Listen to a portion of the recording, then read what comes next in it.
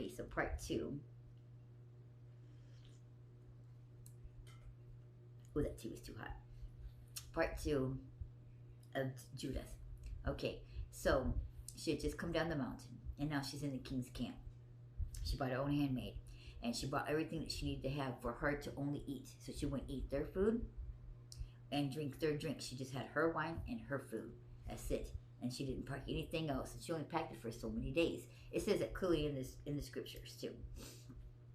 So he was baffled by her beauty and invited her in. And she told him, "Look, I could tell you how to get in and how to get a hold of my people. Only problem is I have to wait until they sin against God, and then you can go in there." And he was like, "Well, okay." So he kind of like lets her in there. So she gets in like this little outside tent. He gives her this little outside tent outside of his tent. Not in his tent, but outside. And he offered her some food and some water. She goes, "No, I cannot drink of your food and I cannot drink of your wine.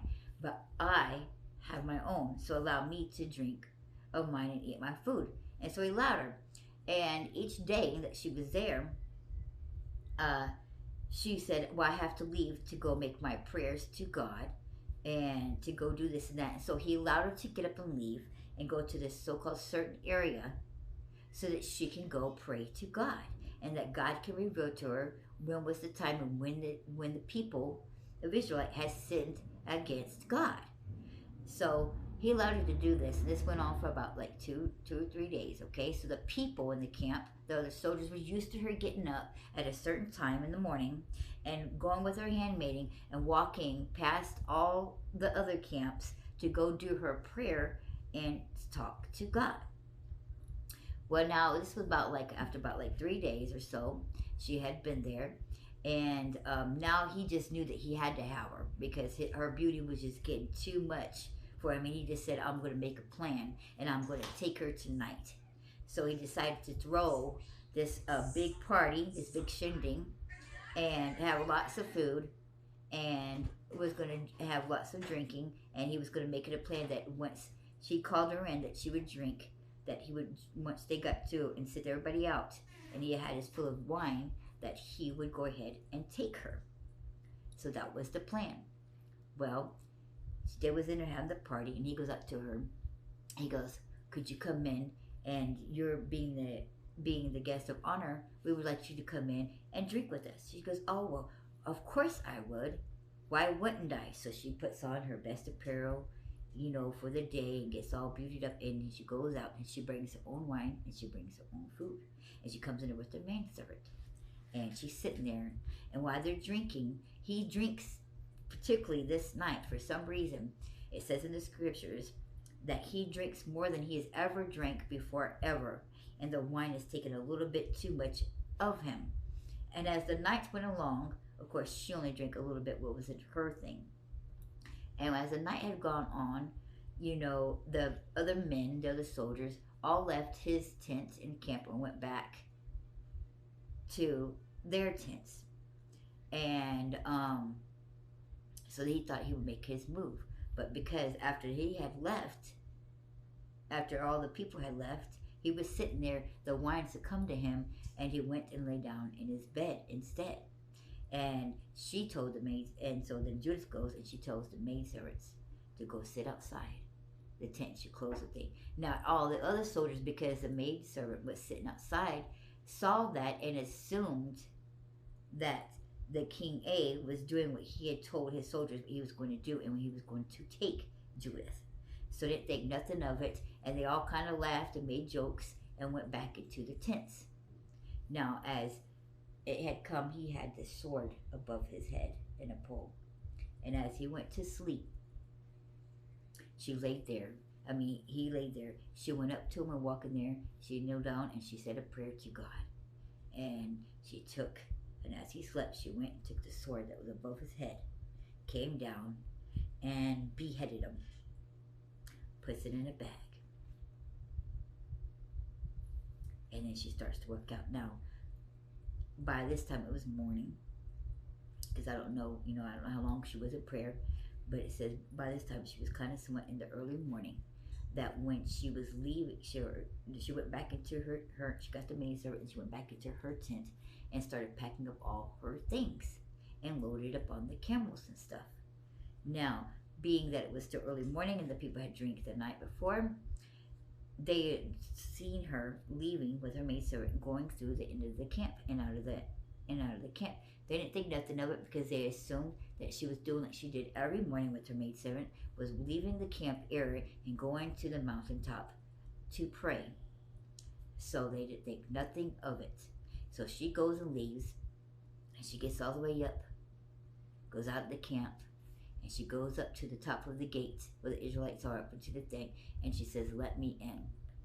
And then she comes in there. As soon as they get in the gate, she says, "I want you to take this and put it on a staff and stick it outside the gate, so that when the people wake up in the morning, they'll know where their king is."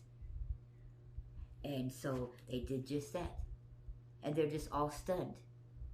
And so because they're stunned at how she got the head, she proceeds, and it's important because it says it in there, that she tells them exactly what happened and what took place and how she ate her own bread and drink her own wine and not theirs, so that nobody thought that she tainted herself, nor did she sleep with him to get his head. Because most men, when you're beautiful, they like to assume things, and because she was, they knew that in that time that men would have just had to have her, and which is what he did anyway. So she made it a point to tell him no, the whole truth, and what happened, that she had already had it planned all together, and now she took it off from above his head. I don't know why that was important, but it was important because it said clearly that she took it down. It was placed above his head and beheaded him. So she told everybody the story so that they knew that she did not taint herself, and that she still was a widow to the prophet who she was married to and who was no longer passed. And everybody just praised, and she saved them all. Now, of course, it gets more into detail, but I don't want to give too much out so that when you can go read the story for yourself, it's just as exciting as it was when I read it. But this is just a short version, kind of rundown story of it. Well, anyway, they sing and they give praises. And after that, all the people praised her and gave her like this thing, and she took care of everybody, and she provided for them out of her kingdom. And they went. God gave permission to go down off the mountain because the king was beheaded. The people was like, oh. So Israel went and spent, I think it was a whole week down at the bottom of the valley, and took everything that belonged to the king and all that they had. And the tent that belonged to the king and everything inside was given to Judith. But she didn't want it. She ended up turning around and giving all that, because she had enough, back to the people instead of keeping it for herself. And that is how, I don't know what you would call her, but it says that even afterwards, all the men in Israel not only said her name shall reign forever and be spoken of the things that she did because she saved everybody, but that there were several different people throughout her life who continued try to marry her, and she refused them all because she belonged to God and to her and to the prophet that she was married to.